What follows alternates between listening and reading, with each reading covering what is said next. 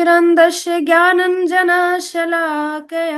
चक्षुरुन्मिलितं येन तस्मै श्रीगुरवे नमः। श्रीचैतन्यमनोभीष्टं स्थापितं येन भूतले स्वयंरूपकदा मह्यं ददाति स्वपदान्तिकम्। वन्देऽहं श्रीगुरो श्रीयुतपदकमलं श्रीगुरून् वैष्णवांश्च च। श्रीरूपं साग्रजातं सहगण रघुनाथान्वितं तं सजीवं सावधेतं सावधूतं परिजनसहितं कृष्णचैतन्यदेवम् श्रीरा राधा कृष्ण पादान सयगण ललिता श्री विशाखान्वितांश। हे कृष्णा करुणा सिंधु दीन बंधो जगतपते गोपेश गोपिका कांत राधा कांत नमोस्तुते। तप्त कांचन गौरांगे श्री राधे वृंदावनेश्वरी वृषभानुसुते देवी प्रणमामि हरिप्रिये। जय श्री कृष्ण चैतन्य प्रभु नित्यानंद श्री अद्वैत गदाधर शिवसादि गौर भक्त वृंद। हरे कृष्ण कृष्ण कृष्ण हरे हरे हरे राम राम राम हरे हरे। नमो विष्णुपादाय कृष्ण पृष्ठाय भूतले श्रीमते भक्ति वेदांत स्वामिनिति नामिने। नमस्ते सरस्वती देवी गौरवाणी प्रचारिणे निर्विशेष शून्यवादी पाश्चात्य देश तारिणे। हरे कृष्ण। तो नियतं कुरु कर्म त्वं कर्म जायायो है कर्मणा शरीर यात्रा च तेन प्रसिद्धयेद कर्मणा। अपना नियत कर्म करो क्योंकि कर्म न करने की अपेक्षा कर्म करना श्रेष्ठ है। अपना नियत कर्म करो क्योंकि कर्म ना करने की अपेक्षा कर्म करना श्रेष्ठ है। कि आप कर्म ना करो, कर्म को त्याग दो, तो उससे बेटर है कि आप क्या करो, आप कर्म करो। कर्म के बिना तो शरीर निर्वाह भी नहीं हो सकता। तो कहते हैं कर्म के बिना तो हम शरीर का निर्वाह कैसे करेंगे। अगर हम कमाएंगे नहीं तो शरीर को भरण पोषण कैसे करेंगे। तो इसकी दो स्थिति है, एक जो हम बेसिक लेवल पे पढ़ रहे हैं और दूसरा जो स्टैंडर्ड है। वो स्टैंडर्ड इसमें नहीं बात कर रहे, लेकिन हम एक बेसिक लेवल पर समझ रहे हैं क्योंकि अभी हम धीरे धीरे आगे बढ़ रहे हैं, थर्ड चैप्टर आगे। लेकिन भगवान अंततः लास्ट में कहते हैं कि आप सब कुछ मुझ पे ही वो करके आप कर्म करो और फिर आप देखो कि मैं आपकी कैसे भरपूर्ति नहीं करता हूँ। जैसे हमने देखा कि श्रीनिवास आचार्य को भगवान ने कहा कि जाकर के जॉब करो अपने जीवन निर्वाह के लिए। कहते हैं मैं संसारी जॉब नहीं कर सकता, क्या कर सकता हूँ, मैं सिर्फ आपका भजन कर सकता हूँ। तो मेरी जो भी आवश्यकता है वो आप देखो। तो जब इतना शरणागत होकर उन्होंने कहा, और क्योंकि वो श्रीनिवास आचार्य इतने बड़े वैष्णव है, तो जब उन्होंने कहा कि मैं नहीं करूंगा ये भौतिक कर्म और आदि सब, तो भगवान ने कहा चाहे लक्ष्मी जी को दर दर भीख मांगनी पड़े, लेकिन आप कुछ मत करो, मैं आपकी सारी आवश्यकताओं की पूर्ति करूंगा, आपको कोई कष्ट नहीं होने दूंगा, आप सिर्फ भजन करो। ये शरणागत भक्त है। ये बहुत स्टैंडर्ड की बात आ गई कि आप कुछ मत करो, भगवान अपना शरणागत करेंगे, लेकिन पूर्णतः भगवान को सरेंडर करना है और भगवान को भगवान का भजन करना है। ठीक है। तो यहाँ भगवान कह रहे हैं कि अपना नियत कर्म करो क्योंकि कर्म न करने की अपेक्षा कर्म करना श्रेष्ठ है। आप कुछ करे बिना तो रह ही नहीं सकते, करना तो पड़ेगा। तो बेटर है कि अपना कर्म करो। तो कर्म क्यों करना है, क्योंकि फिर शरीर निर्वाह कैसे करोगे। तो तात्पर्य में प्रभुपाद समझा रहे हैं ऐसे अनेक छद्म ध्यानी हैं जो अपने आप को उच्च कुलीन बताते हैं, तथा बड़े बड़े व्यवसायी व्यक्ति हैं जो झूठा दिखावा करते हैं कि आध्यात्मिक जीवन में प्रगति करने के लिए उन्होंने सर्वस्व त्याग दिया है। ऐसे अनेक छद्म ध्यानी हैं जो सिर्फ बाहर से ही दिखाते हैं कि हम उच्च कुलीन हैं, और बड़े बड़े व्यवसायी व्यक्ति हैं दिखावा करने के लिए मात्र कि वो आध्यात्मिक प्रगति में उन्होंने सब कुछ अपना समर्पित कर दिया, सर्वस्व त्याग दिया अपना, ऐसा वो दिखावा करते हैं। श्री कृष्ण यह नहीं चाहते कि अर्जुन मिथ्याचारी बने, वो झूठा दिखावा करे, बाहर कुछ और अंदर कुछ और। अपितु वे चाहते थे कि अर्जुन क्षत्रियों के लिए निर्दिष्ट धर्म का पालन करे, जो क्षत्रियों के लिए कहा गया है शास्त्र में कि वो रक्षा करे, अगर कुछ गलत हो रहा है तो उसके अगेंस्ट आवाज उठाए। आप स्ट्रोंग हो तो किसी और के लिए अगेंस्ट आप आवाज उठा सकते हैं, आप वीक हो तो आपको सहारे की आवश्यकता है। और क्षत्रिय तो अपने आप में ही ताकतवर है, बलशाली है, और इस समाज की रक्षा के लिए ही उनको नियत कर्म करना होता है। तो भगवान कह रहे हैं, भगवान चाहते थे कि अर्जुन एक एग्जाम्पल सेट करे उन क्षत्रियों के लिए, और निर्दिष्ट जो धर्म दिया गया उसका पालन करे। अर्जुन ग्रस्त था और एक सेना नायक था। एक तरफ वो ग्रस्त है और दूसरा वो एक सेना को लीड कर रहा है। अतः उसके लिए श्रेयस्कर था कि वह उसी रूप में ग्रस्त क्षत्रिय के लिए निर्दिष्ट धार्मिक कर्तव्यों का पालन करे। और उसके लिए क्या श्रेयस्कर था, उसके लिए क्या अच्छा था, उसके लिए यही अच्छा था कि वो क्या करे, वो जो निर्दिष्ट दिया गया है, धार्मिक कर्तव्य जो दिए गए हैं, उसका वो उचित रूप से पालन करे, जो बताया गया उसको। ऐसे कार्यों से संसारी मनुष्य का हृदय क्रमशः विमल हो जाता है और वह भौतिक कलमश से मुक्त हो जाता है। तो क्या होता है, अगर कोई ऐसा व्यक्ति जो अपने बताए गए निर्दिष्ट धर्म का पालन करता है, जैसा शास्त्र में बताया गया है, तो धीरे धीरे उसका हृदय विमल होने लगता है, उसके अंदर का जो मल है वो धीरे धीरे खत्म होने लगता है। क्योंकि वो एक काम कर रहा है समाज के हेतु, किसी के कल्याण हेतु, तो फिर धीरे धीरे उसका मन होता है ना, हम कुछ अच्छा काम करके आते हैं तो हमें कितना अच्छा लगता है अंदर से। हम कोई दान करके आते हैं, हम तपस्या करते हैं, है ना, हम कुछ भी करते हैं, तो उसमें क्या होता है, उसमें हम यही सोच विचार कर रहे होते हैं कि अरे आज तो कितना अच्छा फील हो रहा है, हमने सेवा की, अरे आज तो हमने ये किया, आज तो हम मंदिर गए थे, तो ये सब ऐसी चीजें हैं। तो हम धर्म, अपना धर्म का पालन कर रहे हैं, भगवान ने जो हमें कहा है वो हम कर रहे हैं, तो इससे हमारा हृदय धीरे धीरे विमल हो जाता है और भौतिक कल्मशों से मुक्त हो जाता है। देह निर्वाह के लिए किए गए तथाकथित त्याग या संन्यास का अनुमोदन न तो भगवान करते हैं और न कोई धर्मशास्त्री। लेकिन कुछ लोग क्या सोचते हैं, कुछ लोग सोचते हैं कि सब कुछ छोड़ देते हैं, कमाना नहीं पड़ेगा, जॉब नहीं जानी पड़ेगी, व्यवसाय नहीं करना पड़ेगा, सब कुछ त्याग देते हैं, भगवान देखेंगे फिर आपने कितना सरेंडर किया भगवान को, वो इम्पोर्टेंट है। ये इम्पोर्टेंट नहीं है कि आपने त्याग दिया दुनिया को दिखाने के लिए कि देखो अब तो सन्यासी हो। लोग भक्ति में आ जाते हैं ये सोचकर कि लोग हमारी प्रशंसा करेंगे, अरे ये तो हमसे कई सर्वश्रेष्ठ है, इसलिए हम भक्ति में आए थे क्या? इसलिए भक्ति में नहीं आए हम इसलिए भक्ति में आए थे ताकि हम इस जीवन का सही उपयोग करके भगवान के नित्य धाम वापस चले जाए, भगवान की प्रेम में ही सेवा हम कर पाए, भगवान का प्रेम हमें मिले, इसलिए हम भक्ति में आए। संसार को दिखाने के लिए नहीं कि तुम एकदम तुच्छ हो और मैं सर्वश्रेष्ठ हूँ, ये दिखाने के लिए भक्ति में नहीं है। लोग दो तरीके का आचरण करते हैं, बाहर से भक्त दिखाते हैं, अंदर से भौतिकी है। आज भी स्त्री पुरुष का भेद करना, आपस में एक दो भक्तों में क्लेश करना, कटाक्ष करना, निंदा करना, चुगलियां करना, जो संसार से लेकर आए थे वही हम यहाँ के दे रहे हैं। जबकि एक्चुअली में ऐसा नहीं होना चाहिए। होना क्या चाहिए कि हम सबको समान स्तर पर नापे, जो जिस योग्य है उसको उसी के अनुसार सेवा मिलनी चाहिए। अब चाहे वो स्त्री रूप में हो, चाहे वो पुरुष रूप में हो, चाहे वो धनवान हो, चाहे वो गरीब हो, चाहे वो नीचे स्तर का हो, चाहे वो उच्च स्तर का हो, चाहे वो बड़े कुलीन घर में पैदा हुआ हो या नीच कुलीन में, क्या फर्क पड़ता है? हरिदास ठाकुर तो यमन कुल से थे, चैतन्य महाप्रभु ने गले लगाया ना, उठा करके उनका दाह संस्कार नित्य आदि कर्म भी उनके किए। अगर भगवान ये सोच लेते कि नहीं ये तो उच्च कुलीन से नहीं नीच कुलीन से है, तो फिर भगवान कैसे करते?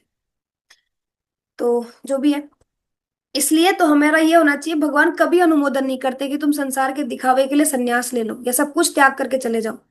भगवान तो कहते हैं जो कुछ मैंने दिया है उसको मेरी सेवा में अर्पित कर दो, क्यों त्याग रहे हो सब चीजों को? अगर परिवार दिया है तो परिवार को भी सरेंडर कराओ भगवान की सेवा के लिए, अगर बच्चे दिए हैं तो बच्चों को भी भक्ति में लगाओ।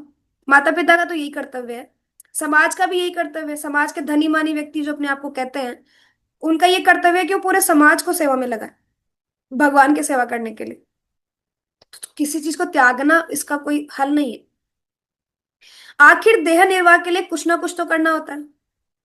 भौतिकवादी वासनाओं की शुद्धि के बिना कर्म का मनमाने ढंग से त्याग करना ठीक नहीं है। कुछ लोग सोचते हैं भौतिकतावादी वासनाओं की शुद्धि कर लेते हैं। जैसे ऐसा होता है, कुछ लोग दो नंबर का पैसा कमाते हैं, कुछ लोग जुआ खेलते हैं, कुछ लोग शेयर मार्केट में पैसा लगाते हैं, कुछ लोग पता नहीं क्या क्या करते हैं, गलत तरीके से पैसा कमाते हैं और कुछ पैसा लाके मंदिर में डोनेट करते हैं, क्या सोच के कि हमारा धन शुद्ध हो जाएगा, कि हमारा धन शुद्ध हो जाएगा, ये सोच के। ये धन कैसे शुद्ध हो सकता है? पॉसिबल ही नहीं है धन शुद्ध हो जाए। क्यों नहीं है? क्योंकि आप जिस भाव से कर रहे हो वो भाव ही शुद्ध नहीं है। आप तो ये सोच के भगवान को डोनेशन दे रहे हो, ये सोच के नहीं दे रहे कि उन्हीं का दिया हुआ है सब कुछ उन्हीं को देना है, नहीं, ये सोच के दे रहे हैं कि हमारा धन शुद्ध हो जाए, इसलिए लोग दान देते हैं। बड़े बड़े दान दाता कौन है? आज के टाइम के व्यवसायी लोग, आज के टाइम के व्यापारी वर्ग लोग, धनी मानी व्यक्ति लोग, बड़ा डोनेशन जिसके पास जितना पैसा उतना बड़ा डोनेशन। तो किसके पास है? भक्तों के पास। भक्तों के पास पैसा नहीं है। धनी मानी भौतिकवादी लोगों के पास पैसा है, इसलिए वो लोग देते हैं। और इसी मतलब से, इसी मतलब से, इसी भाव से वो लोग डोनेशन देते हैं। पैसा शुद्ध हो जाए और भगवान हमें और दे हमें भगवान। तो सन्यास जो है वो इसलिए नहीं लिया जाता कि अब मनमाने ढंग से अपने तरीके से सन्यास ले ले, सब कुछ छोड़ छाड़ के चले जाए। ये धर्म शास्त्र नहीं है, धर्म नहीं कहता है, भगवान नहीं कहते। भगवान कहते हैं सन्यासी वो व्यक्ति है, वो रहते रहते, ग्रस्त व्यक्ति भी सन्यासी हो सकता है। एक ग्रस्त व्यक्ति भी सन्यासी हो सकता है। कैसे? जब वो घर में रहते हुए भी किसी से अटैच ना हो, घर में रहते हुए भी उसकी किसी से आसक्ति ना हो, उसका किसी पर मोह ना हो, उसका ये भाव ना हो कि मैं करता हूं, मैं करने वाला हूं, घर संसार को मैं चला रहा हूं। अगर उसके मन से ये सारे भाव निकल जाएं तो वो सन्यासी ही है। उसको किसी से कोई आसक्ति नहीं, किसी से मोह नहीं, कोई ईर्ष्या नहीं, कोई द्वेष नहीं। कोई कर रहा है तो ठीक, कोई नहीं कर रहा है तो ठीक। आप कर रहे हो ना, करो। कोई नहीं कर रहा है मत करने दो, वो उसका कर्म है। लेकिन आप किसी को कर्म करने से रोक नहीं सकते। कोई ना कोई कुछ ना कुछ कर्म तो करेगा ही। तो उसको उस गलत कर्म से निकाल के सही कर्म में लगाने का प्रयास करो कि कोई सही कर्म करे, भक्ति में कर्म करे, भक्ति में जुड़े। तो मनमाने ढंग से हम संन्यास नहीं ले सकते, ये हमारे धर्म के खिलाफ है। इस जगत का प्रत्येक व्यक्ति निश्चय ही प्रकृति पर प्रभुत्व जताने के लिए अर्थात इंद्रिय तृप्ति के लिए मलिन प्रवृत्ति से ग्रस्त रहता है। हम आए क्यों थे इस संसार में? स्वामित्व के भाव से आए थे हम। क्या भगवान आप ही स्वामी बने रहेंगे? हम कभी स्वामित्व का भोग नहीं भोगेंगे, हम उसका फल नहीं चखेंगे कि कैसा होता है स्वामी बनकर, कैसा लगता है। तो हमें भी अपना स्वामित्व, हमें भी कुछ ऐसी चीजें चाहिए हमारे अंदर में जो हमें, लोग हमें स्वामी समझे, हमारा परिवार हमें मुखिया समझे, हमारा परिवार हमारी बात सुने, हमें आदेश ना दे, हमारे आदेश का पालन करे, हमारे बच्चे हमारी बात सुने, मेरी पत्नी मेरी बात सुने। वो मेरे खिलाफ कैसे जा सकती है? वो मुझसे ऊंचा कैसे बोल सकती है?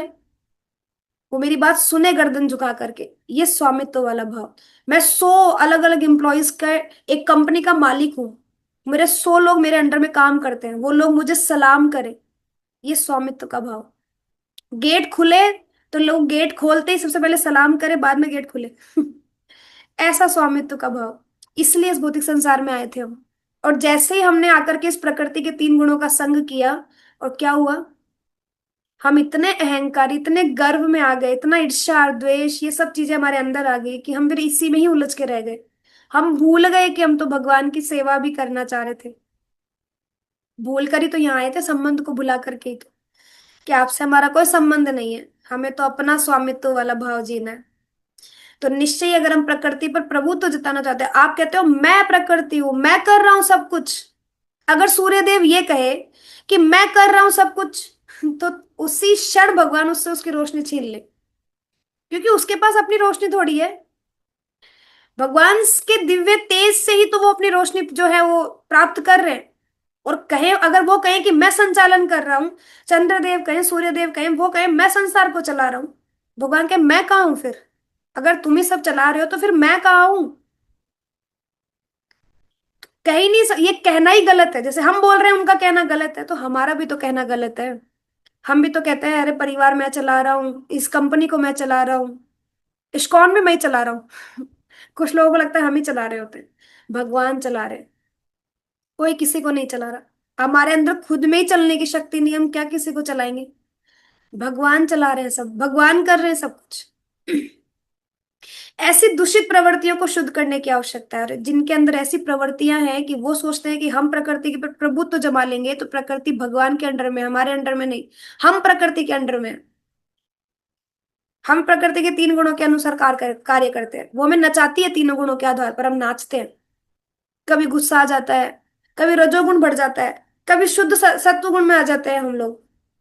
नचा रही है वो हमें, और हम नाचते हैं। कंट्रोल करके दिखाए कोई? अगर इतना ही करता मानते हैं लोग अपने आप को, प्रभुत्व जताने की बातें करते हैं।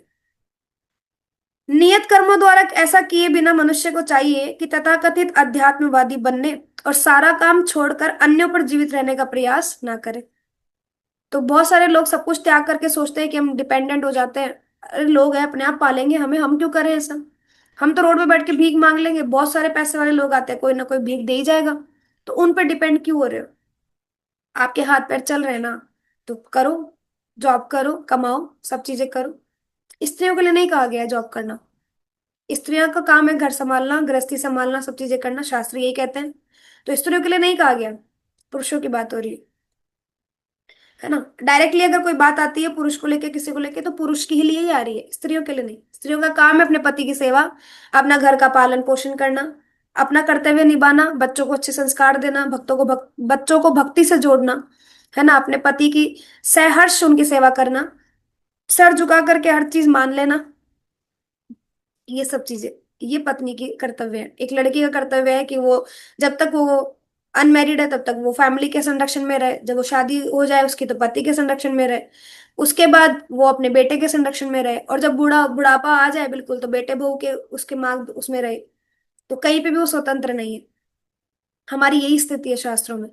तो जैसी स्थिति बताई गई है वैसा ही ठीक है फिर। घर बैठ के भजन करो, अपने जो अपने नियत कर्म दिए गए हैं वो करो। ठीक है।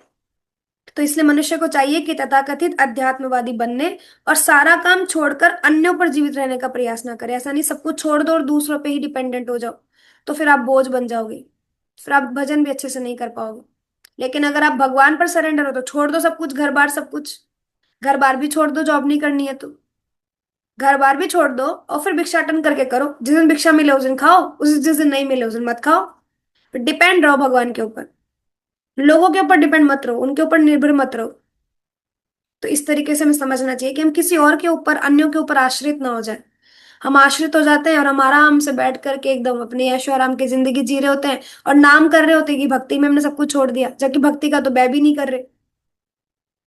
लेकिन जो भक्त बिल्कुल सरेंडर कर देते हैं खुद को, देखो हमारे षड गोस्वामियों ने अपनी अपनी जॉब छोड़ दी।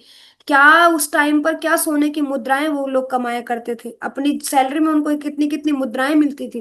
पूरी नाव भर जाए इतनी सारी सिक्के, मतलब स्वर्ण मुद्राएं वो लेकर के आए थे जब चैतन्य महाप्रभु के पास आए थे, अपनी अपनी जॉब छोड़ करके। इतना कुछ उनके पास था, उन्होंने छोड़ दी अपनी जॉब, क्यों? भक्ति का सिद्धांत उन लोगों ने हमें निकाल के दिया। एक्चुअली शास्त्रों का जो सार है भक्ति, प्रेम, वो हमें उन्होंने शास्त्रों में दिया। भगवान के इतनी सारी दर्शन स्थलियां हैं वो उन्होंने ढूंढी। वृंदावन जैसे धाम का प्राकट्य दोबारा से हुआ, ये सब चीजें उन्होंने की, इसलिए उन्होंने अपनी जॉब और ये सब त्याग दिया। संसार को दिखाने के लिए नहीं, भगवान की सेवा करने के लिए।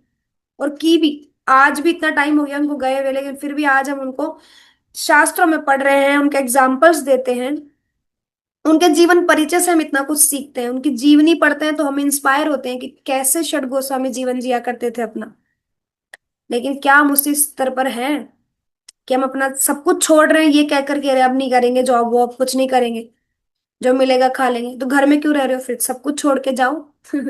जंगल जाओ, वानप्रस्थी ले लो। तो इसलिए जो भी करना है शास्त्र उचित करना है, और आप अपने गुरुजनों के मार्गदर्शन में रह करके सब करें तो अच्छा रहेगा। यज्ञार्थ कर्मणो अन्यत्र लोको अयं कर्म बंधन, तदर्थम कर्म कौन्तेय मुक्त संग समाचर। यज्ञार्थ कर्मणो अन्यत्र लोको अयं कर्म बंधन, तदर्थम कर्म कौन्तेय मुक्त संग समाचर। श्री विष्णु के लिए यज्ञ रूप में कर्म करना चाहिए, अन्यथा कर्म के द्वारा इस भौतिक जगत में बंधन उत्पन्न होता है। अतः हे कुंती पुत्र, उनकी प्रसन्नता के लिए अपने नियत कर्म करो, इस तरह तुम बंधन से सदा मुक्त रहोगे। भगवान ने अर्जुन को नहीं कहा कि तुम कर्म मत करो, छोड़ दो सब कुछ, जाओ जंगल चले जाओ, जाओ भिक्षाटन करके खा लेना जाओ। भगवान ने नहीं कहा। भगवान ने कहा अपना नियत कर्म करो, क्योंकि तुम एग्जाम्पल हो आज संसार के लिए, तभी तो लोग तुम्हें फॉलो करेंगे कल। आज गृहस्थी लोग देखते हैं एग्जाम्पल अर्जुन का, कैसे भगवान का अनुचरण उन्होंने किया।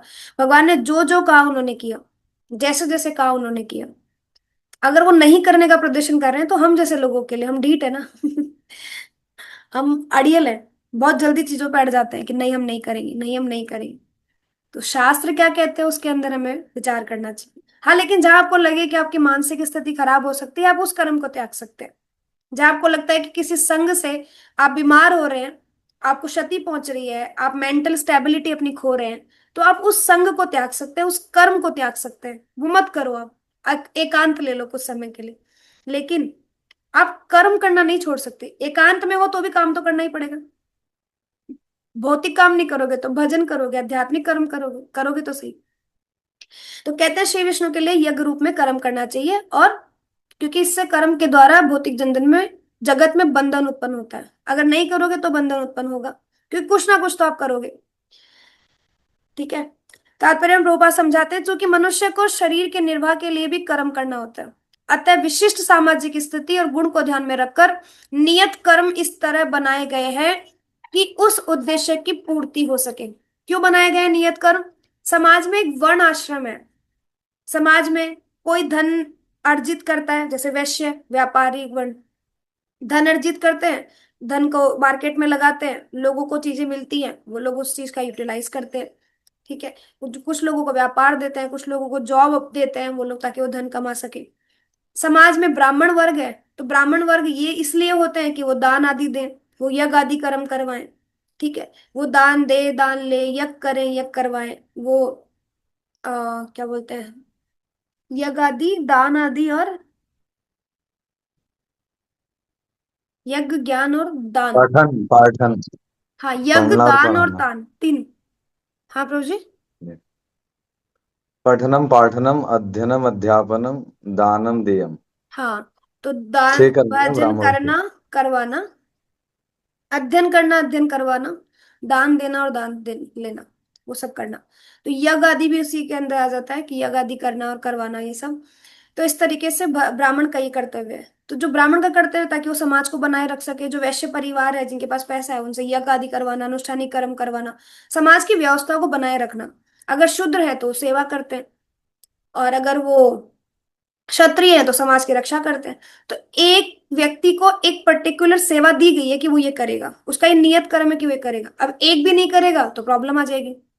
तो इसलिए वर्णाश्रम धर्म इस तरीके से चलता है, ये सामाजिक व्यवस्था है हमारी। अगर हम नहीं फॉलो करेंगे तो फिर समाज कैसे चलेगा? समाज में तो प्रॉब्लम्स खड़ी हो जाएंगी। ठीक है। जैसे आज हम देख रहे हैं, आज समाज में जो नियत कर्म दिए गए हैं वो कहाँ कर रहे हैं लोग? गलत कर्म कर रहे हैं। यज्ञ का अर्थ है भगवान विष्णु है, सारे यज्ञ भगवान विष्णु की प्रसन्नता के लिए है। वेदों का आदेश है यज्ञो वे विष्णु। दूसरे शब्दों में, चाहे कोई निर्दिष्ट यज्ञ संपन्न करे या प्रत्यक्ष रूप से भगवान विष्णु की सेवा करे, दोनों से एक ही प्रयोजन सिद्ध होता है। तो या तो डायरेक्टली आप भगवान विष्णु की सेवा करो या आप यज्ञ करो, एक ही बात है।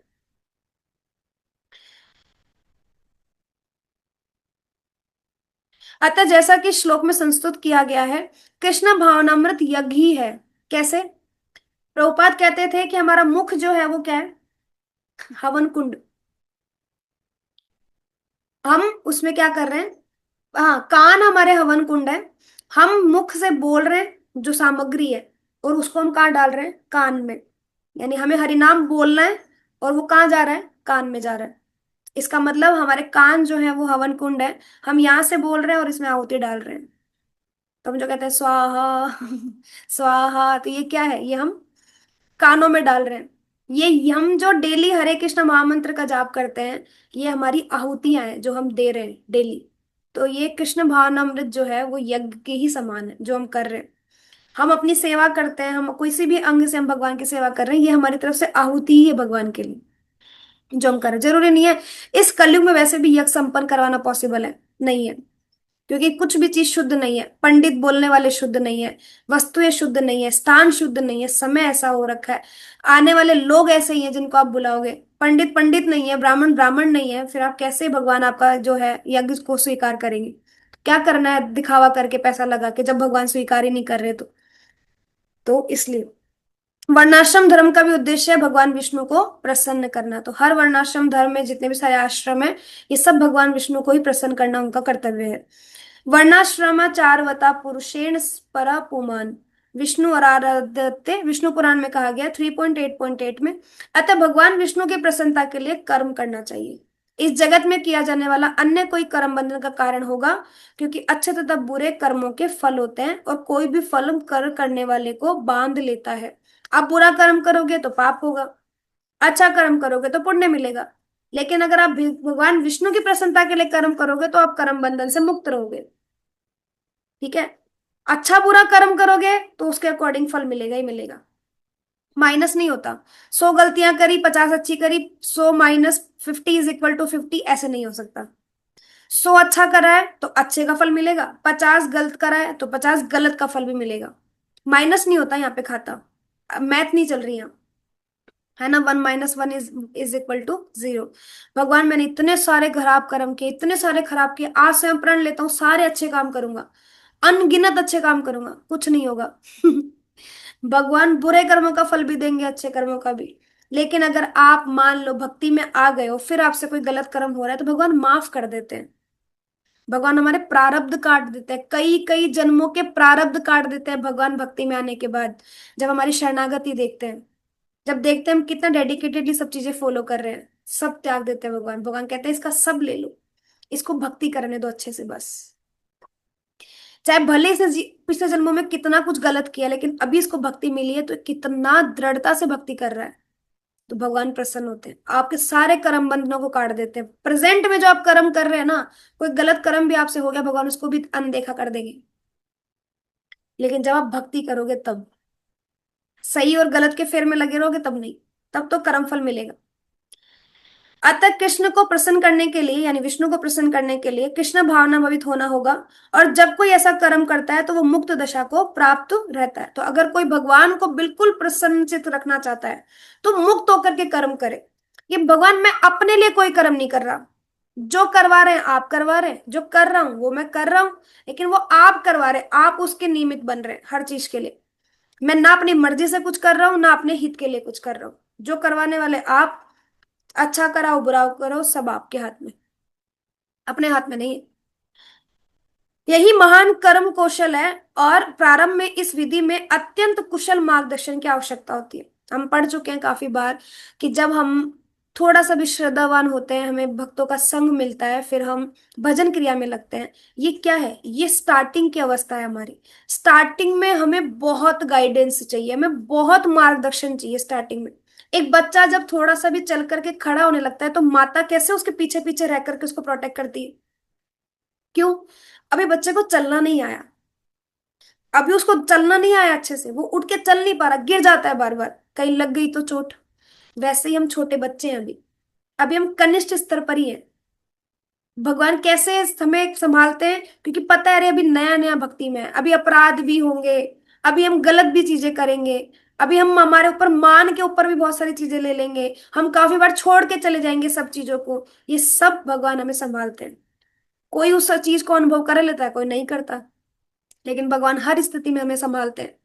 भगवान कहते हैं कि चाहे कैसी भी स्थिति हो पर मैं तुम्हें छोड़कर नहीं जाऊंगा।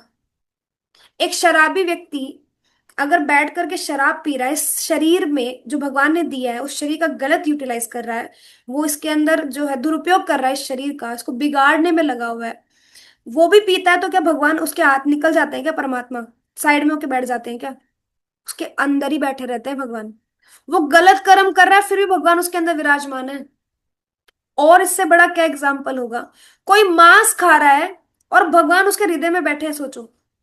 भगवान परमात्मा रूप में बैठे हैं ना सबके हृदय में, वो मांस खा रहा है, उन्हीं के सामने उन्हीं के बच्चे को काट करके खा रहा है, लेकिन भगवान फिर भी उसके हृदय में बैठे हैं।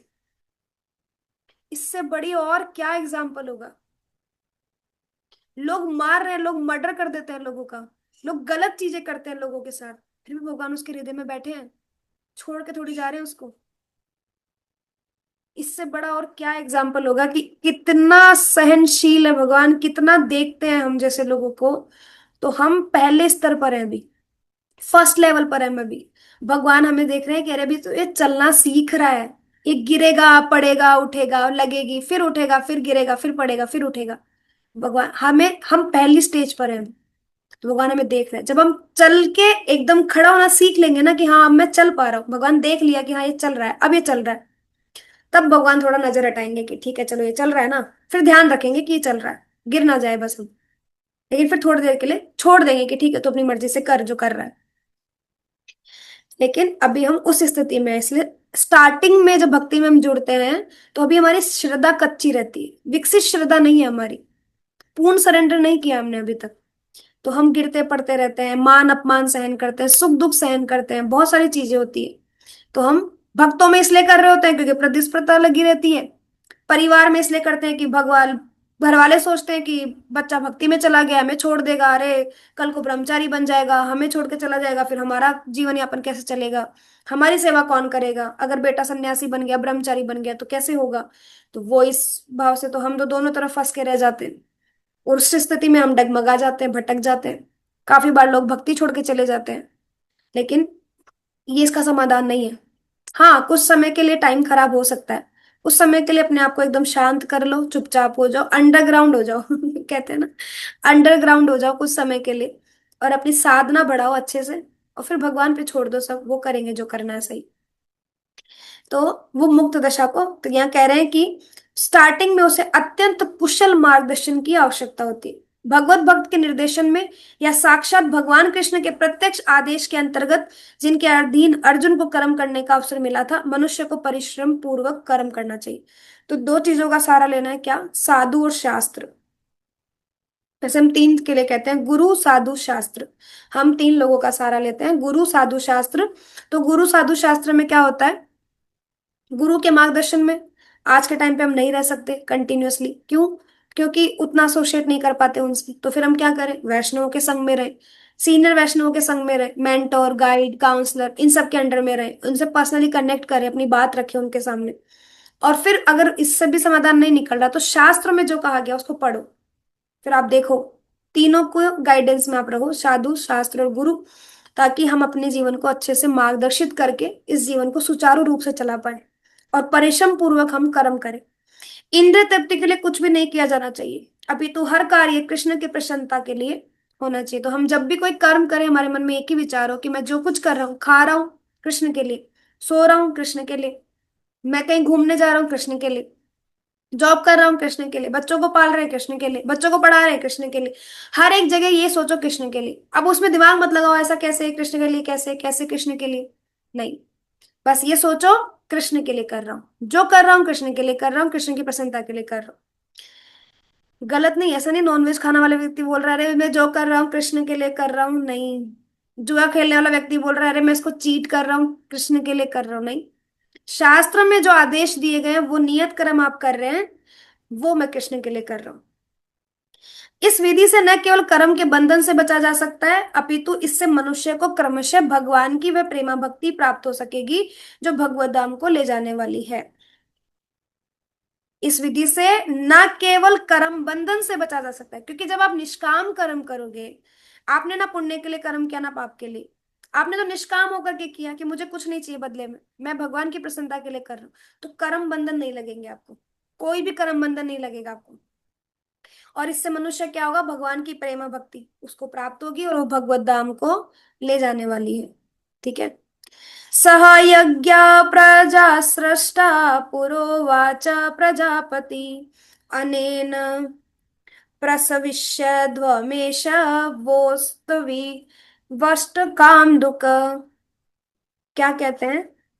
सृष्टि के प्रारंभ में समस्त प्राणियों के स्वामी प्रजापति ने विष्णु के लिए यज्ञ सहित मनुष्य तथा देवताओं की संस्थितियों को रचा और उनसे कहा, तुम इस यज्ञ से सुखी रहो, क्योंकि इससे करने से तुम्हें सुखपूर्वक रहने और मुक्ति प्राप्त करने के लिए समस्त वांछित वस्तुएं प्राप्त हो सकेंगी।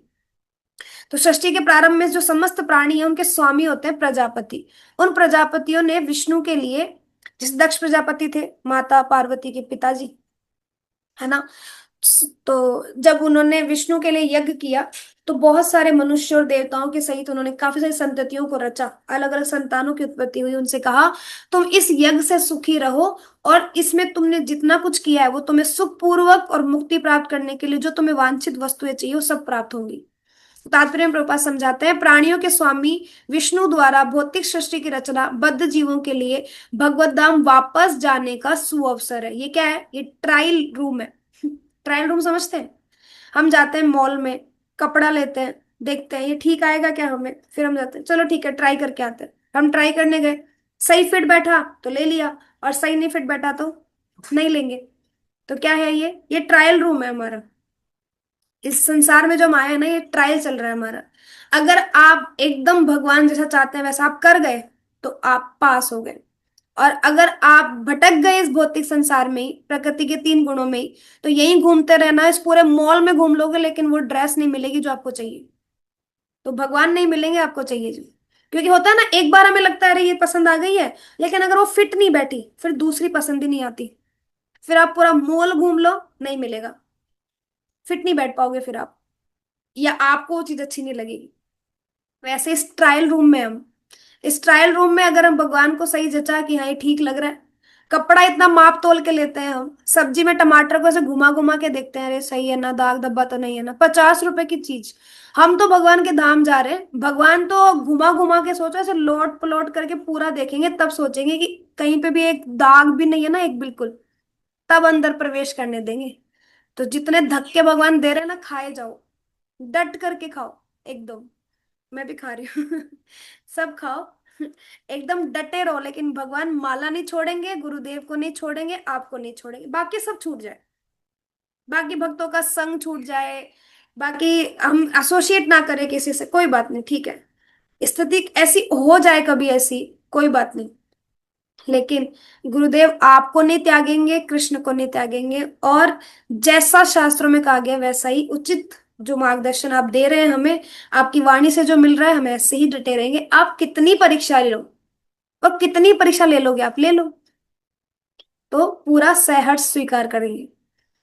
तो पूरा भगवान एकदम ऐसे लोट प्लोट खा के ऐसे कर करा करके जब चेक कर लेंगे, तब उसमें जो आनंद आएगा ना, फिर देखो, उसका अपना आनंद है। रमन रेती में आनंद मिलता है ना, जब लोट प्लोट खाते हैं उस मिट्टी में, पहले लगता है अरे मिट्टी लग जाएगी, अरे कौन लोट प्लोट खाएगा, छोड़ो। पर जैसे ही एक गुलाटी मारी उसके अंदर, फिर तो मन करता है मारते जाओ मारते जाओ मारते जाओ। तो शुरू में जब हम भक्ति में आते हैं और दुख मिलते हैं, तो हम कैसे कोसते हैं, भगवान क्या कर रहे हो आप हमारे साथ, हम माला करते हैं आपकी, ये करते हैं वो करते हैं, दुख लगता है। लेकिन जब नियम ही बना लिया है कि दुख ही दुख आने, फिर हम सोचते हैं अरे अब भी थोड़े हैबिचुअल हो गए दुखों के, अब भेजते रहो, हम सब स्वीकार करेंगे। इसमें भी प्रसन्नता है कि भगवान सारा काम छोड़ के सिर्फ मुझे दुख देने के लिए बैठे हैं क्या, तो कितना प्रिय हूं मैं उनके लिए, देखो। तो अच्छा है। तो इसलिए हमें करना है। इस शाश्वत संबंध को समझने में वैदिक नियम हमारी सहायता के लिए, जैसा कि भगवान भगवत गीता में कहते हैं, वेदेश्च सर्वेर अहमेव वेद्य, कि वेदों में कौन हूं, वेदों में भी मैं ही सब। अगर वेद, सारे वेदों में अगर कुछ है, तो वेदों का उद्देश्य है मुझे समझना, हम पहले चर्चा कर चुके हैं। वेदों को पढ़ने का मतलब क्या है, सार क्या है वेदों का, वेदों का सार है भगवान कृष्ण को समझना, उनके साथ हमारे संबंध को समझना, वो हमें समझना है। वैदिक स्तुतियों में कहा गया है पति विश्वशात्मेश्वर, अतः जीवों के स्वामी श्री भगवान विष्णु है। श्रीमद् भागवतम में कहा गया है, श्रील सुखदेव गोस्वामी ने भगवान को अनेक रूपों में पति कहा है। श्रीय पतिर यज्ञपति प्रजापतिर धियाम, पतिर लोकेर पतिरा धरापति, पतिर गतिश अंधक वृष्णि सात्वताम, प्रसिद्धताम में भगवान सताम पति। कितनी जगह भगवान को सुखदेव जी ने, सुखदेव गोस्वामी ने पति का है। क्या कह रहे हैं, प्रजापति तो भगवान विष्णु है, वे समस्त प्राणियों के पति हैं, समस्त लोगों के पति हैं, और सुंदरता के स्वामी के पति हैं, और हर एक के त्राता हैं। भगवान हमारे सबके पिता हैं। भगवान ने इस भौतिक जगत को इसलिए रचा कि बद्ध जीव यह सीख सके कि वे विष्णु को प्रसन्न करने के लिए किस प्रकार यज्ञ करें, और जिससे वह इस जगत में चिंता रहित होकर सुखपूर्वक रह सके, और इस भौतिक देह का अंत होने पर भगवत धाम को जान सके। देखो कितनी बड़ी बात है। कहते हैं भगवान ने इस भौतिक जगत को क्यों रचा, इसलिए रचा इस भौतिक जगत को भगवान ने कि ठीक है, मेरे कुछ ऐसे बच्चे भी हैं जो थोड़े मूर्ख हैं और गलत डिसीजन उन्होंने ले लिया है, लेकिन मैं तो उनको नहीं त्याग सकता, उन्होंने तो मुझे त्याग दिया, पर मैं तो उनको नहीं त्याग सकता ना, मेरे ही बच्चे हैं। तो कोई बात नहीं, एक मौका देता हूं। इस मनुष्य शरीर में एक मौका भगवान ने हमें दिया कि क्या करना है, इस शरीर में आकर के, जो बद्ध जीव है, हम बद्ध जीव है, इस शरीर में आकर के विष्णु को प्रसन्न करना है, भगवान कृष्ण को प्रसन्न करना है। अब यज्ञ आदि करके तो कलयुग में तो एक ही यज्ञ है, हरिनाम संकीर्तन यज्ञ। तो हमें संकीर्तन यज्ञ करना है, हमें नाम जप करना है, उस यज्ञ को करके चिंता रहित होकर के सुखपूर्वक रहो, इसी से हम भगवत धाम जा सकते हैं, इस भौतिक देह का अंत करके। ये भगवान यहाँ पर कह रहे हैं। बद्ध जीव के लिए यह संपूर्ण कार्यक्रम है, ये सब बता दिया गया करना क्या है, एक बद्ध जीव को करना क्या है, यही सब करना है। संकीर्तन यज्ञ करो, भगवान के नाम का प्रचार प्रसार करो, इस भौतिक देह को त्यागना है ये सोचो, और चिंता रहित होकर के सुखपूर्वक भजन करो, एक ना एक दिन आप भगवत धाम चले जाएंगे। यज्ञ करने से बद्ध जीव क्रमशः कृष्ण भावना भवित होते हैं और सभी प्रकार के देवतुल्य बनते हैं। तो हम देवों के समान अपनी गुण जो है उसको डेवलप कर सकते हैं। कलयुग में वैदिक शास्त्रों ने संकीर्तन यज्ञ का विधान दिया है। तो हमारे यहाँ अब कलयुग में तो यज्ञ बचे नहीं है, संकीर्तन यज्ञ बताए गए, तो संकीर्तन यज्ञ करना है। इस दिव्य विधि का प्रवर्तन चैतन्य महाप्रभु द्वारा इस युग के समस्त लोगों के उद्धार के लिए किया गया। संकीर्तन यज्ञ और कृष्ण भावनामृत में अच्छा तालमेल है ना। श्रीमद् भागवतम में संकीर्तन यज्ञ के विशेष प्रसंग में कहा गया है, भगवान कृष्ण का अपने भक्त रूप चैतन्य महाप्रभु रूप में निम्नलिखित प्रकार से उल्लेख हुआ है। कृष्ण वर्णम त्विषा कृष्णम सांगोपांगास्त्र पार्षदम यज्ञे संकीर्तन प्रायेर यजंती ही सुमेधस। इस कलयुग में जो लोग पर्याप्त बुद्धिमान है, वे भगवान की उनके पार्षदों सहित संकीर्तन यज्ञ द्वारा पूजा करेंगे। कौन करेगा? जो बुद्धिमान व्यक्ति है वो समझ पाएगा कि यज्ञ नहीं होने, संकीर्तन यज्ञ करना है। और संकीर्तन यज्ञ करके क्या करना है? भगवान की और उनके पार्षदों सहित संकीर्तन यज्ञ करना है। भगवान के पार्षद कौन है? हमारे प्रतिनिधि, हमारे गुरु महाराज आदि सब लोग। उनके साथ हमें उनके आश्रय में रहकर, उनके शरणागत होकर, उनके मार्गदर्शन लेकर के हमें संकीर्तन यज्ञ करना है और इस जीवन से कैसे भी करके मुक्त होना है। वेदों में वर्णित अन्य यज्ञों को इस कलिकाल में कर पाना सहज नहीं, किंतु संकीर्तन यज्ञ सुगम है और सभी दृष्टि से अलौकिक है, जैसा कि भगवत गीता में भी संस्तुति की गई है। तो भगवान कहते हैं कि सब कुछ इस विधि में कुछ नहीं करना पड़ रहा हमें। आप खुद विचार करो, इस विधि में कुछ नहीं करना पड़ रहा हमें। ना कोई सामग्री जुटानी है, ना हमें कुछ और करना है। क्या करना है हमें? हमें तो सिर्फ कहीं भी किसी भी स्थान पे बैठ जाओ, किसी समय काल परिस्थिति कोई भी इस चीज के लिए कुछ भी फिक्स नहीं है। कहीं भी बैठ जाओ और क्या करो, साथ में आप भगवान का नाम लो, भक्तों के साथ जाओ, संकीर्तन यज्ञ करो। बाहर निकलो, लोगों को भी संकीर्तन सुनाओ अपना, हरे कृष्ण महामंत्र। जो लोग कर नहीं रहे एटलीस्ट वो सुन रहे हैं, तो उनका उसमें कल्याण होगा। तो हमें वो सब करना है। तो यही कलयुग का हमें सार बताया गया, संकीर्तन यज्ञ जो चैतन्य महाप्रभु हमें देने के लिए आए, हमें यही करना है।